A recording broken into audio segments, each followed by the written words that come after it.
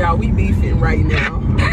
He said, all I gotta do is smile and talk, but baby, I need to know what's happening. You know what's happening. Just follow my lead. All right, we back with another conversation. Marriage is for grown folks. Marriage is not for kids. Not teenagers. Marriage is not for youth. This is grown folk business. Mature adults. Because, why? Why do you say because? Why is it for grown folks? Marriage will chew you up and spit you out if you try to get into it before you are ready. Do not let anybody force you into marriage. Make sure that you enter into it with a clear mind that I am going to be working at this for the rest of my life. We wasn't ready. We weren't. It was the grace of God, and that's why we often joke about God taking care of babies and fools, because we were both when we entered into marriage. And so now we're just trying to prepare other people so that when they get into marriage, they're doing it with a chance at it being successful. Because honestly, if we didn't have the community that we had around us, we would not have survived.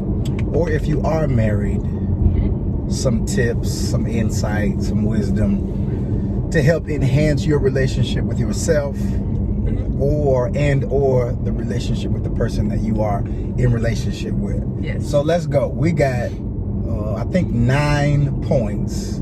The subject is he don't or she don't talk to me. Now, if you have a spouse, a partner, a baby's daddy, whoever you're trying to work relationship with, that is verbal, you have something that is positive and that is rare.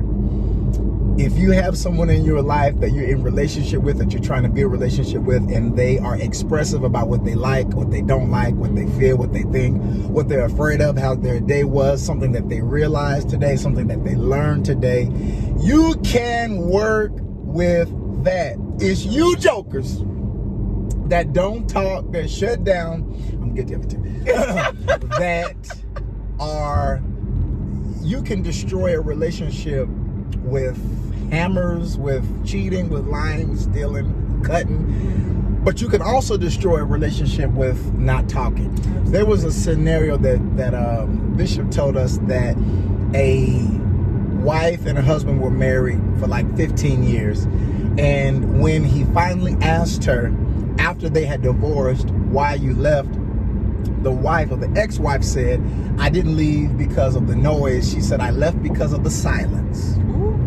So you can destroy your relationship with silence just as well as you can destroy with your words. Let's go. Now, I got to also say this, and then she's going to start.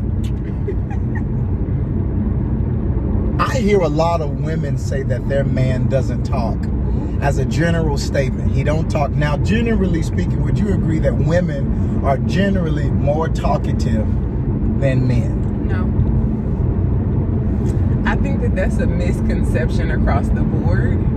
Women have a tendency to like to make noise, but that doesn't mean that we're actually talking. I'm just talking about bumping your gums. Well, I mean, I guess. You know, I brush my teeth today, I put these shoes on today, you know, just... To me, that kind of speaks to a level of low self-esteem or being uncomfortable with silence. I'm just, well, but do y'all be talking more, in your opinion? I'm saying yeah. In our community, no. Generally, I have heard, and it has been my observation with talking to women who are in relationship with men, he don't talk. Just as a general blanket, he doesn't talk. Now, I have found that to be untrue to the degree that I've heard women express that complaint, because when I'm in the barbershop or when a man is in the chair and I'm cutting his hair, that's all we're doing. It's talking. The whole, I know men who have gotten their hair cut, came for an appointment, waited in line for their turn, talking the whole time, during their haircut, talking the whole time, and then stayed after they got their haircut to keep talking, to continue the conversation. Hence my answer. Men talk just as much as women because of my reference. So, number one, this fits in with the point for number one. There's 9 of them. Mm-hmm. What's number one for the reason why he or she doesn't talk to you? It's not personal. It's unrelated to you, but you can help. Explain that. It's not personal, meaning just because someone doesn't have something to say in that moment when you're ready to communicate, it doesn't mean that they're trying to mistreat you or harm you, they may really just not have anything to say on that subject matter. Or what they are experiencing is not something that you did or did not do. Right. The pain, the reason why they're not talking, we'll get into the rest of those, could be because of something that happened outside of you. And you might be feeling the real feelings of the coldness of that person. You know, why won't you let me in? But all of the time is not because they're punishing you. Yeah. This number 2 was the one that would fit with the barbershop. Okay, what's number 2? You don't listen. You don't listen. Now, there are people who are just genuine, naturally born talkers. You just talk. You just talk just because you like to talk. But I'm going to speak from the male perspective. From the male perspective, men usually will open up about their vulnerabilities, what they're afraid of, when they feel safe. Right. It has been my observation that women will just talk. Now, some women, you can break every rule. There's what is it called? There's a caveat to every rule.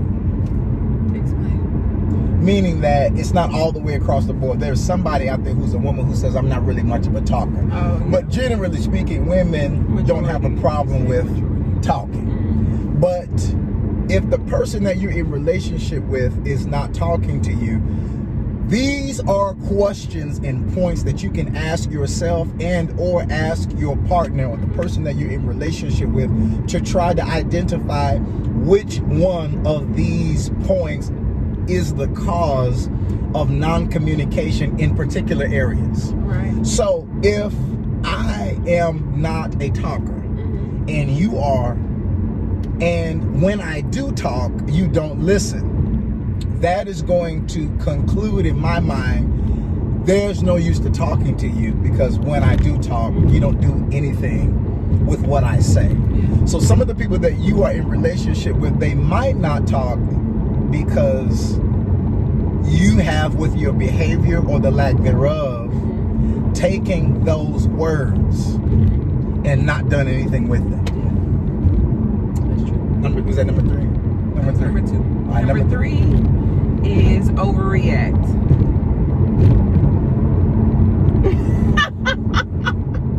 You want me to take that one? Absolutely. Okay, so another reason why your spouse or your mate may not be talking to you is because when they do decide to talk, you overreact on what they say. Give an example. So if they choose to come to you and be vulnerable and just tell you exactly where they are in their feelings or their emotions, if you have stuff that you have not worked out personally, then you're going to take it as a personal indictment, and then you start spazzing out.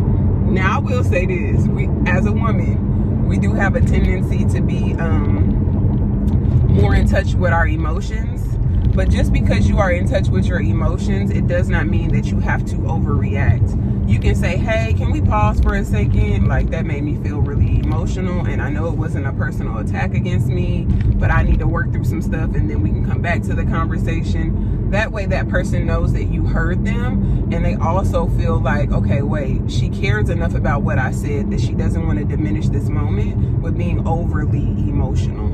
I was talking to a husband the other day, and this particular husband is extremely vocal about what he feels, thinks, everything. He's an open book to his wife, and his wife is a non-talker. He told her, I got some things that I want to say to you, but when I do, in this particular area, you go off, you flip out, you start crying, you start hyperventilating, you have an anxiety attack. And so she says, well, I want to know. He says, well, you don't get to know if you're going to fall apart, because my sole job is to take care of you, is to make sure that you are safe. And so even if what I have to say is too much for you, I have to decide how to chop it up and how to deliver it. And if I do deliver it to you in this particular subject, because I don't want you falling apart, your well-being is of utmost importance. Which can be frustrating for a woman when she's in relationship with a man like that, because we don't always necessarily fully understand that thought. guys being providers completely. And so it's like, well, how do you get to decide what I can handle? But it's like, then we're moving and walking in the very thing that y'all just brought up. Yeah, by your tears, by you going on, by you slamming doors, and by your... Communication has to be a safe place. It has to be a safe place. And we can't say, oh, well, you can handle it, you can take it. It doesn't matter if it's a woman or a man. Communication has to be a safe place. And you have to create that atmosphere for both parties if it's going to work. If not, it's just not going to work. I can't tell you how many years I was arguing, talk to me, communicate. It wasn't until I humbled myself and learned how to move through my emotions in a conversation and not take things personal that we were really able to like build a strong level of communication with one another where we enjoy talking to each other. I don't know how we made it 16 years. Absolutely. Because I am not with the back and forth. I ain't with it. I don't believe in all that arguing, debating. I get tired. Yeah. I didn't grow up around a bunch of arguing, debating. We ain't doing it. And I was taught how to debate. Like literally. I was taught, okay, if somebody asks you a question, you need to have an answer. You need to know what you feel, what you think about that. And so our upbringings were really clashing with one another for that reason, because they were so polar opposite. But it did cause both of us to grow. You're the first ones, I'm shell toast. All right, what's the next one? All right, the next one is, it's kind of a part 2 for overreact. They don't want to track their lies. So they don't want to track their lies. What that means is, if I'm hiding something, and the reason why I don't want to talk in a particular or about a particular subject, it could be because I know that the person that I'm in relationship with is listening to every word I'm saying. Yeah. And if there's some bull in my story and I'm trying to be deceptive or manipulative or withhold information for the sake of whatever I'm trying to accomplish, I'm not going to want to talk, because that means that I'm going to have to track my lies. If what I'm saying is true, if you wake me up in the middle of the night, it's going to be the same story. If you ask me a year from now, it's going to be the same story. If you ask me 5 years from now, it's going to be the same story, because the truth won't change. The truth is the truth. But when I'm switching stuff, and I really got home at this time, and the truth is that I got home 4 hours later than that, depending on how good my memory that day is going to determine whether or not my lies are going to be in order. So sometimes to tell one lie, you got to tell 2 lies. And to cover up those 2 lies, you got to tell a 3rd lie. So if you're talking to someone who's really intuitive, is that the reason? To what you're saying, and they are really listening to what you are saying and what you're not saying, there's a great possibility that the person that you're in relationship with, or you yourself, might not want to talk about a particular subject because you don't want to track your lies. So all of that can be avoided with the truth. That's the sidebar. Just be honest. Everything you say to your partner, they're not going to want to hear. But honesty is still best practice. Just be honest. Okay. We got a number. I forgot what number we're on. I think this is 5. That was 4. So number 5 is use it as ammunition against me. Ooh. Okay. I'm going to take this one because I've done it before. Okay, so if I have a conversation with him, right, and I'm asking him to be honest and I'm asking him to be vulnerable, and he chooses to do so in that moment, and then 3 days later, he does something to irritate me, and I go, well, you did, and you said A, B, and C, I'm now weaponizing his words against him, and you will not build or create any level of trust and communication doing that. All you are doing is breaking it down. So the foundation that you guys are trying to lay, all you doing is taking a jackhammer and you busting it up. You ain't building nothing. Now, I can only speak from a man's perspective. I know that women also experience this emotion when I'm getting ready to describe, but I can only speak for what I am, and that is a man. And I've spoken to several men that their wives or girlfriends or baby's mama or whoever they're in relation have done this. There is a weaponization of words that a woman can use against a man, he might not even tell you that you have done it. But I've seen men leave their relationship emotionally and never come back because of the weaponization of that woman's words against him. I've seen men, myself, if we didn't have the community, as she said earlier, that we had around us, we would not be together these double-digit years, because there were some times that she had done something so hurtful to me, and vice versa, but so hurtful to me that it took our community or the other men, her brothers or our spiritual father, to show her, hey, he's hurting because of what you said the other day.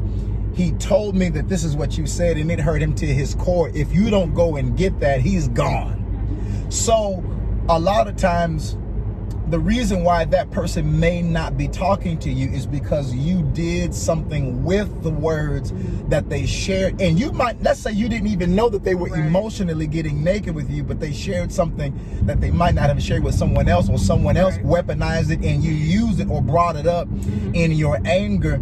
You can lose, only from a man, you can lose a man and never get him back. He might be there, he might still provide, he might still make love to you, he may still cut the grass, he may still get you, but in his heart, I ain't with you no more because I can't trust you. I don't know if it goes that deep for a woman. I mean, I think that we can be hurt. Yeah. But I think that there's like this resilience that God has placed in our spirit to be able to bounce back from it. My ego been hit so hard. Boy, I'm telling, I quit. I hate her. I don't want to see, I don't like her. Sit in the car before I go home and get it. No. I'm not saying that we won't have those feelings and emotions, because I definitely have had those feelings and those emotions. But what I'm saying is, I don't know that it makes you completely check out the same way. Yeah, I didn't check out. So, okay, we have to do a part 2 of the checkout thing. What's the next one? This is 6. Yes, we are now on number 6. Number 6 is, drum roll, they have left the relationship, nothing to talk about. Ooh, yeah, you gotta take that one. Okay, so a continuation from the last one. Maybe it's not, I want to make these as general as possible, because I know different relationships at different stages, or single people might see this, and so I want to give as much wisdom as I can in a broad perspective so that you can fit it where you believe it needs to apply. I don't want to call his name, but one of the greatest R&B writers of our time. Now, what he did was wrong, but he said something that needed to be said. Brace yourself. When a woman's fed up, you thought I was going to say something. Yeah. Ain't nothing you could do about it. When someone has left the relationship, okay, like arguing and screaming and fussing and still passion. That's still passion, which means that that person believes that you still hear them. Yeah. Or you believe that that person still hears you. Cussing, screaming, and going off on the text messages and sending audio notes and sending paragraphs. That still means that it's not over. That still means that they're, even as crazy as y'all might be, there's still hope. Ain't that good? As long as you still are talking, as long as you're still cussing, as long as you still slamming doors, that means you still want, even the slamming of a door is toxic communication, but it's still communication, because I want you to know I'm upset. I want you to know I'm pissed. But when I have left, and I'm still there, I'm just trying to figure out where I'm going to get this new apartment at. I'm still trying to wait on the leasing agency to approve my credit. When I have left, there's nothing to talk about. So you might be in a relationship with a person who is there physically, and they're trying to figure out their next move. If they got kids with you, they're going to wait till these kids graduate, or they're going to wait till this job opportunity comes up. But they don't have anything to say to you because they ain't with you no more. Lord help. We live under the same roof. We roommates. Glorified. You might even be knocking boots, bumping uglies. You might still be swinging from the chandeliers, but that person can still be gone even though they sexing you. Lord. So these are points to help you facilitate a conversation with that other person, to ask them, hey, what's going on? Where are we at? Yeah. Why are we not talking in this area? And it could be that they necessarily may not have left the entire relationship, but maybe they have stopped or left the relationship from a particular topic. I have given up in the area of finance, talking to you. I have given up in the area of child rearing and the difference between our values. I've given up in the area of talking to you about sexuality. And so I'm just shut down, maybe not in the entire relationship, but maybe on a particular subject. Yeah. So you should take this point and ask the person that you're with, is it because of one of these points that I found on YouTube or wherever you see this at? All right. And what's so important is to do check-ins, because if you check in with one another, you can kind of avoid a lot of these things by simply just saying, hey, how's your week going? Where you at? How you feeling about us this week? Did I do anything to hurt you? And you got to be or ready. Vice versa. Exactly. Don't ask these questions if you're not ready. When you assume, you make the first 3 letters Ooh. out of yourself. Okay, what are we at? Number what? Is that all you had to say about that? 7. Yeah. All right, we're trying to run through them. Don't talk because of conflict between head and heart. Okay, I guess I'll take this one. Okay, so what we think and what we feel sometimes can be in conflict with one another. And if you're not clear on that, it's going to be hard for you to communicate that to the person that you're in a relationship with. So if my heart is like, oh my God, I love him so much, but my head is like, oh, I hate him. I hate when he do this and I hate when I do. You're internally in conflict. So you don't have a way to bring clear communication to the person that you're in relationship with, because you're already at war with yourself. You're trying to decide which one is it. Am I going to be governed by what I'm thinking, or am I going to be governed by what I'm feeling, or am I going to find a balance? That is the question. Have you ever been torn between Absolutely. head and heart? How does that affect your verbiage or the lack thereof, your communication? A couple of ways. So in the early days, because I am a lover to my core, so in the early days, John would do things that would irritate me to my core. So I found myself being more emotionally charged because I didn't have the vocabulary that would penetrate where he was in that moment to let him know that although I love you with all of my being, what you are doing right now is making the old version of me want to rise. And I mean rise. And so we ended up being in conflict over just minimal things, because I was just saying, why he don't know I love him? What is not being shown to express that I love him? Everybody else around him know I love him. All his friends is like, dang, how you end up with her? She was hot. She was pissed. But I would be like, but if he don't know it, I don't care who else know it. I don't care that your best friend, your brothers, your daddy, I don't care that everybody else know. I want you to know it. And so that added to the fuel of like little simple stuff that was popping up, because it was like, all right, this is only in question because he doesn't know. If he knew I loved him, we wouldn't even be having this conversation right now. All right, let me try to explain it again. Let me try to say this again. So.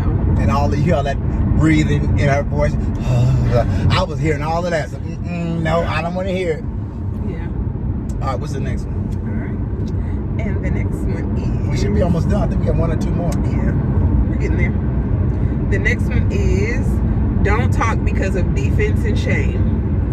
Ooh. That's a juicy one. That's a juicy one. That's a juicy one. I think we said it in another video. Shame, to me, 2 of the leading issues in relationships are low self-esteem, Yes. and shame. Mm-hmm. But the shame piece, if a person is arrested by shame, if they believe that whatever has happened to them or whatever they have done or whatever they have endured, they are what has happened to them, then to speak on it, to verbalize it, can be extremely difficult. If I'm embarrassed, if I feel like my value has been stripped from me because of what I've done in the past, or because of what I am doing, or because of what I'm feeling or what I've experienced, then that person might not be talking again, because it's not personal, they may be arrested in their own brain or in their own heart, and they don't have the safety or the latitude or the courage to speak on that subject. And so if it is not your responsibility to heal that person, marriage is for grown folks, your work, your healing, your maturity, that is your responsibility as an individual. But you or your spouse, they can aid you in supporting you and encouraging you to speak what you feel, and knowing that you need safety.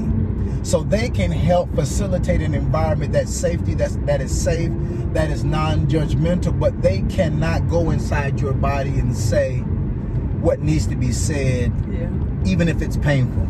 So if you're watching this and you're in relationship with someone, your job is not to heal them, but you can make sure that the environment is set for them to speak, and you can encourage them and let them know you're safe to speak around me. Now, we might have to deal with the contents of what you're talking about, but I need you to know you're safe. Yeah, that's true. That's very good. All right. Is that the last one? No, 2 more. 2 more.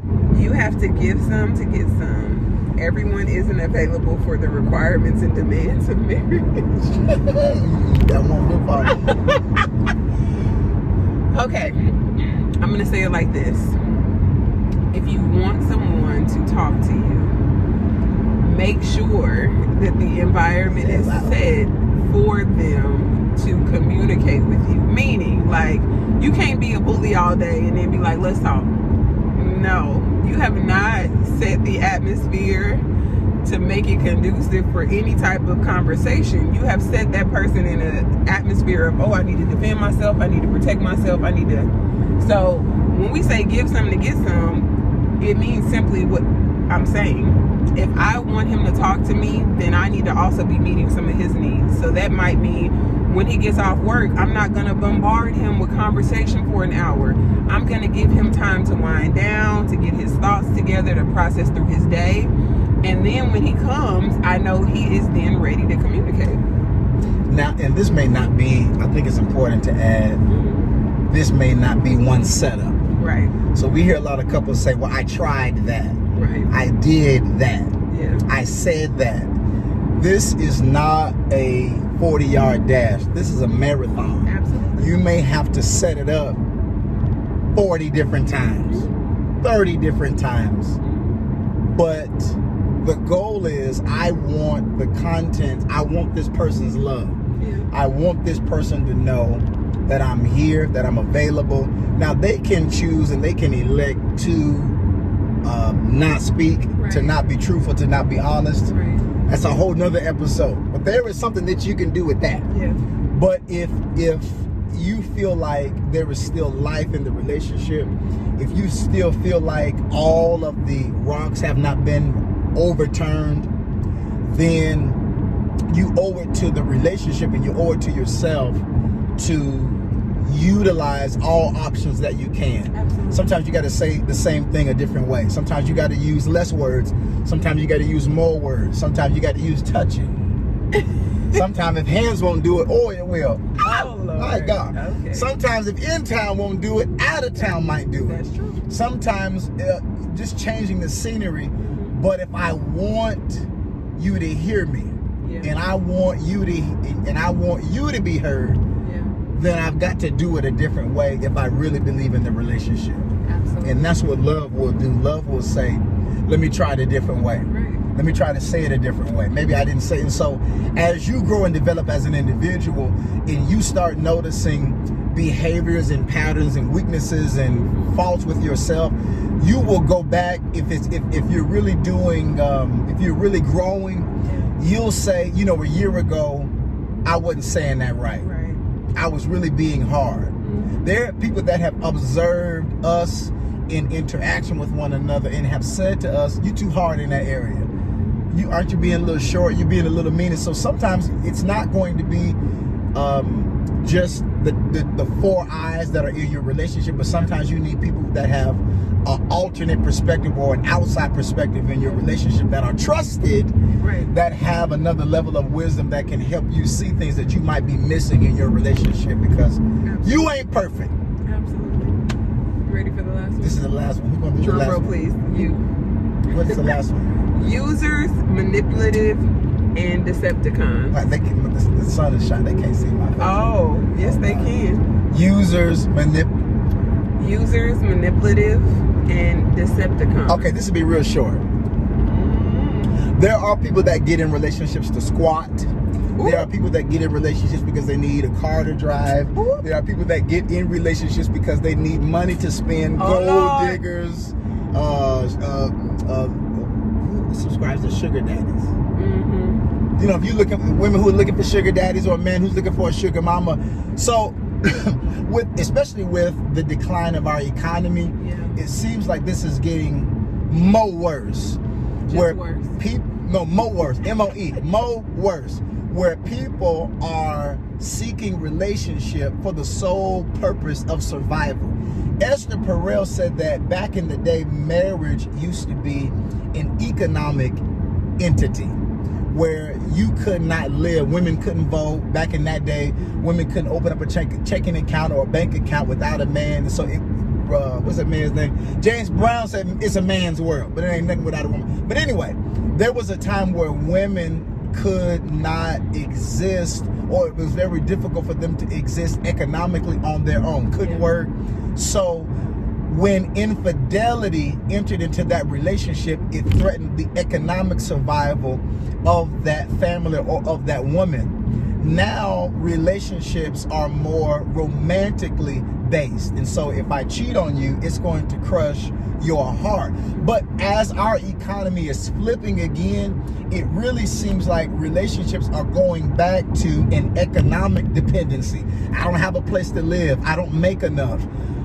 We need two incomes to make it instead of one. And so there are people who are seeking relationships with people who look like they got it because they don't want to be homeless. Yeah. So it goes back to one of those previous points that we said. I may not be talking about, so like if I come to bed every night and I ain't giving you none, and you trying to figure out why. Every time I touch on you, there's a problem. Every time I try to touch on you, there's a problem. It may because I'm with you, not because I love you. It may be with you. I may be with you because I just need a place to stay. Mm-hmm. And I like what you can give me. And I like what you can give me, but your sex is terrible. I just need a roof over my head. My kids are stable. I never intended to have sex with you. I just wanted you to provide for me. I just came here to dance. But here is the thing, like, at least be honest enough with the individual that you're in relationship with, that this is why I'm in the relationship, so that they are clear on it. Don't have that other person in the relationship feeling crazy.